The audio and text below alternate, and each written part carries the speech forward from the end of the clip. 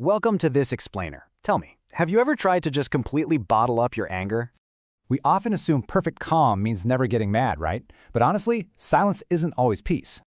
In Dr. Kumud Singhal's book, Stay Cool, Stay Happy, and as told by Swami Dayananda Saraswati during his classes, there's this wild fable about a young monk who hadn't felt angry for 3 whole years. He felt pretty superior, totally convinced he was the absolute, undisputed master of his own mind. Well, one day he had to escort exactly 100 kids on a train trip to Chennai.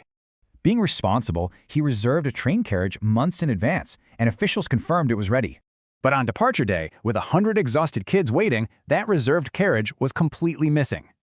a railway official literally just shrugged, telling him to casually scatter the kids across different cars.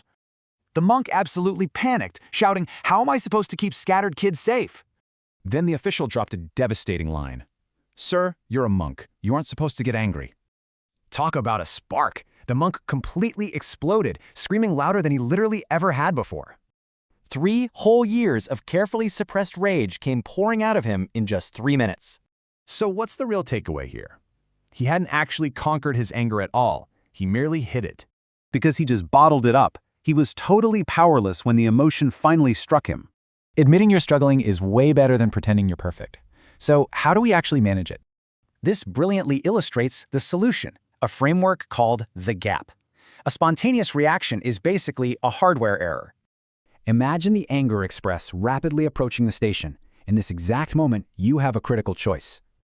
You insert a deliberate 3-second pause. You stay firmly planted on that platform as a calm witness. You watch the emotion pass by, actively choosing logic over raw impulse. Which finally brings us to the ultimate takeaway from today's explainer, what we call the ancient source code.